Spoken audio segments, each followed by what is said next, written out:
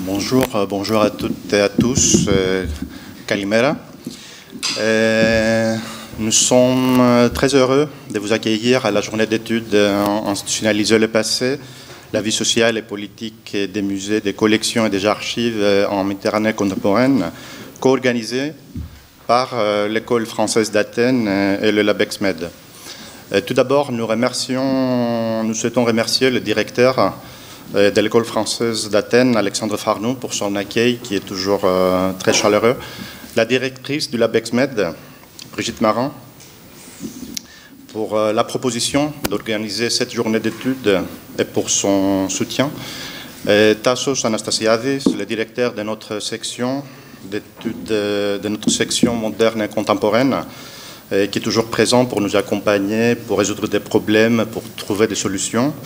Et évidemment, Annabelle Galland, Nolwenn Grémillet et Sophia Jouboulaki pour leur efficacité, pour la collaboration à l'organisation de cette journée d'études. Nous sommes donc très heureux ici à l'école de collaborer avec le LabEx-Med et d'y accueillir Brigitte Marin et l'équipe du LabEx-Med, Annabelle, Blandine, Amaranta.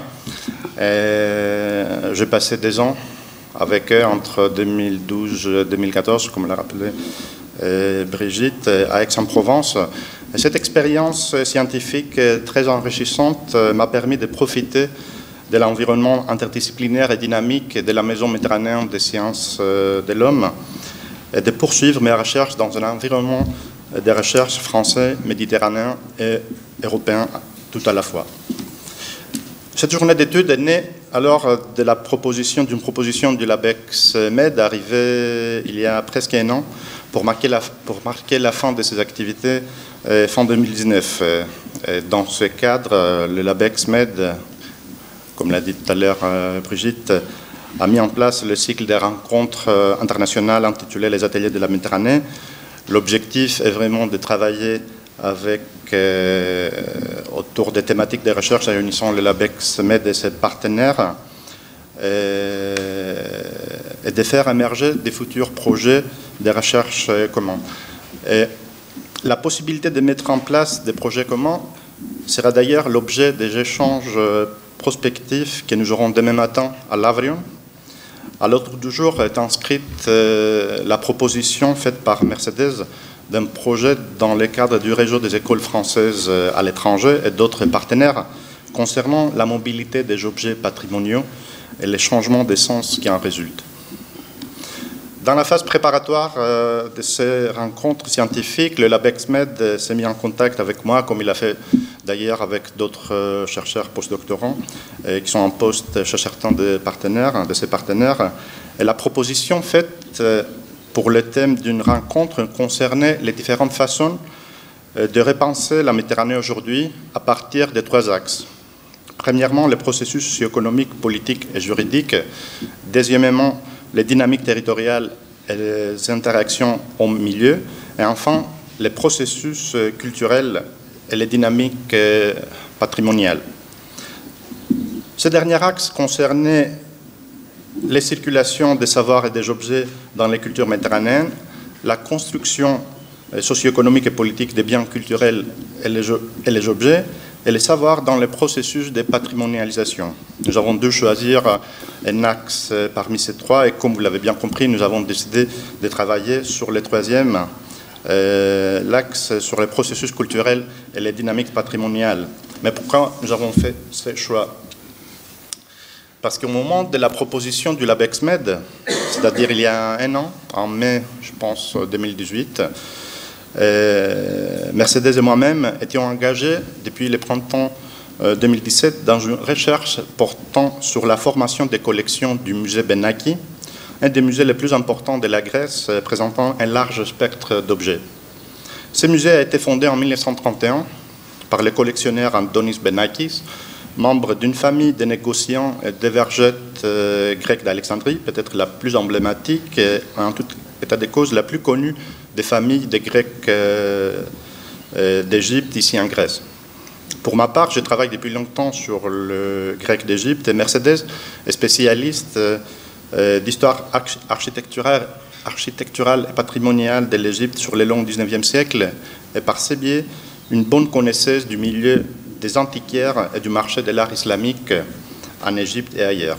C'est dans cet environnement que Benakis a commencé à constituer ses différentes collections d'objets d'art byzantin, coptes, islamiques dès le début du XXe siècle.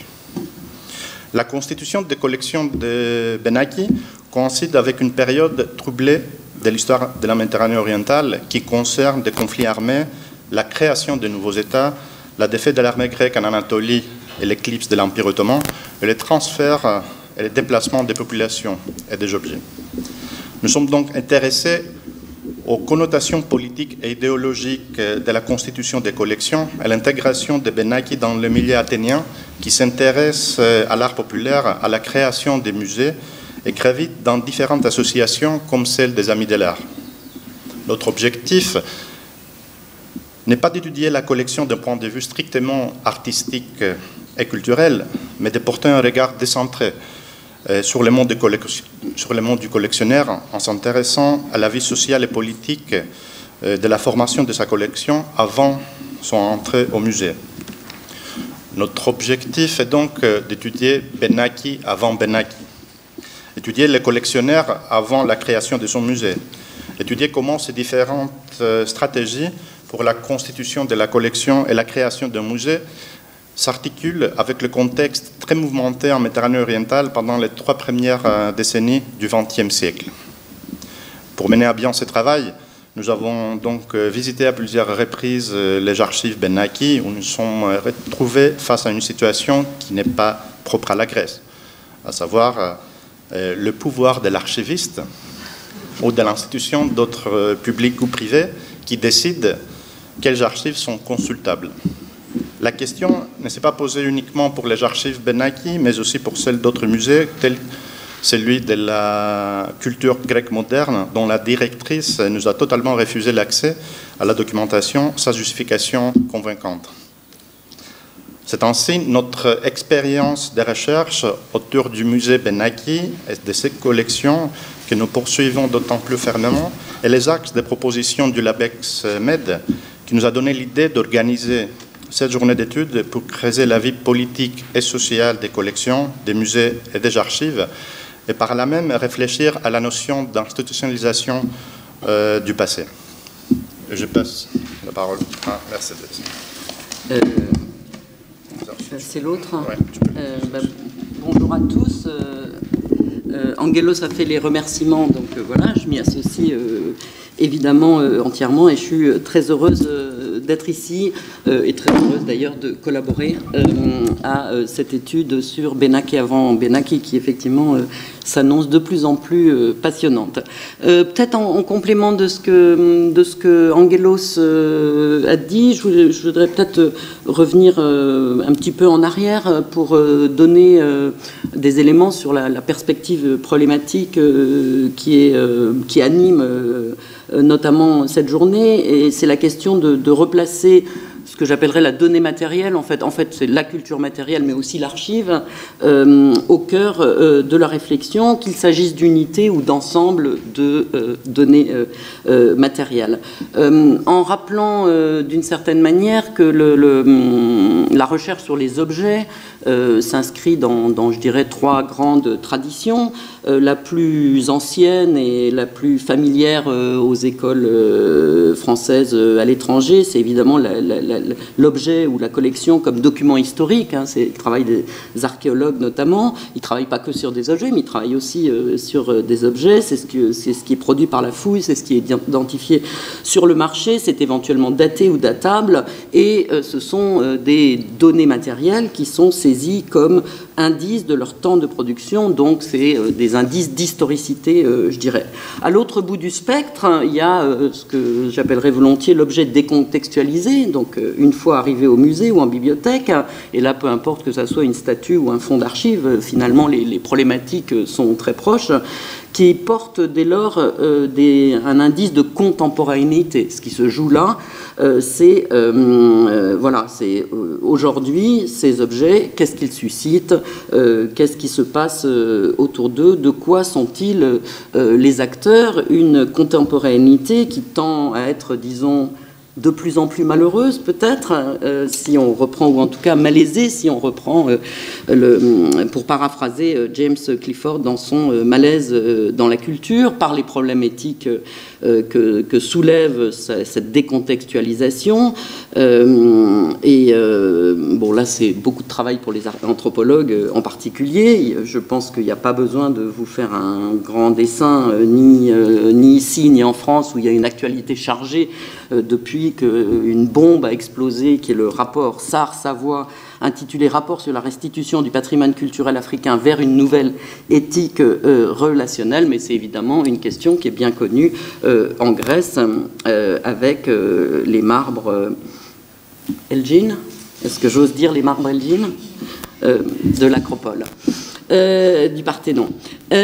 Donc voilà, donc l'objet dans son historicité, l'objet dans sa contemporanéité, et entre ces deux moments, l'objet dans sa mobilité qui d'ailleurs peut être parfois une longue histoire, c'est-à-dire c'est l'objet comme agent d'une biographie, donc c'est la biographie des objets, c'est une perspective plus historienne, qui est là pour le coup indice de mobilité physique, de translocation, pour reprendre un terme cher à Bénédicte Savoie, des changements d'attribution, des changements de provenance, des changements de sens. Il y a tous les épisodes de remploi, donc un objet ou des papiers peuvent avoir un sens particulier à un moment donné, et puis, je veux dire, ça change au fur et à mesure, ça change aussi de régime, des régimes culturels, du religieux au profane, par exemple, et c'est toute la question de la sécularisation des biens religieux, et maintenant, parfois, la reconfessionnalisation de biens qui avaient été sécularisés.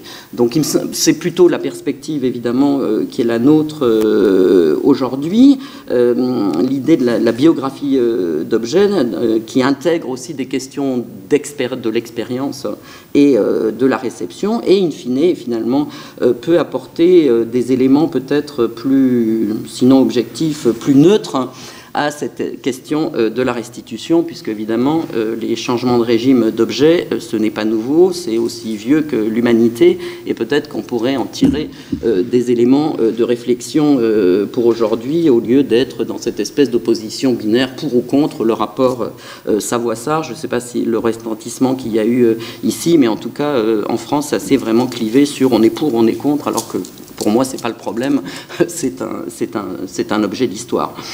Donc, je vous l'ai dit, nous avons considéré ici que les collections matérielles et visuelles, d'ailleurs, comme les archives, c'était un tout auquel on pouvait appliquer le même type de problématique, puisque les fonds d'archives aussi, ils ont des biographies, comment ils arrivent en main publique, comment ils sont triés, échantillonnés, édités, désherbés, pour parler comme les archivistes, comment ils sont délibérément soustraits au regard public, parfois dans une forme de confiscation de l'écriture de l'histoire.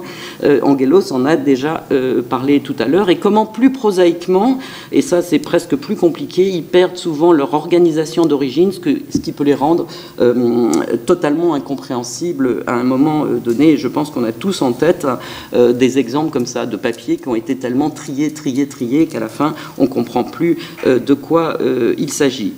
Donc c'est de ça que nous aimerions faire l'histoire, en considérant à la fois effectivement des collections, des objets, des archives. L'enjeu, c'est de faire revenir la matérialité dans le travail de recherche historique ou anthropologique, dans une relation dialectique à la textualité et à l'oralité. Qu'est-ce qu'on peut tirer finalement des discours à l'aune des matières dont ils traitent, ce qui revient aussi à prendre en compte d'autres lieux de production de connaissances que le strict milieu académique, comme l'a rappelé Carlo Ginzburg il y a quelques jours à Athènes, dans un très bel exposé que quelqu'un d'entre nous a eu le privilège d'écouter sur des textes de naturalistes du XVIIIe siècle. Bon, peu importe, c'était pas tellement ça le problème, mais la manière de ce qu'il en faisait, et qui finalement faisait en conclusion l'éloge du connoisseurship et de l'antiquarisme. Donc c'est aussi un peu ça qui est en toile de fond ici. Et je passe tout de suite la parole à Tassos qui va faire la présentation de la première session. Merci.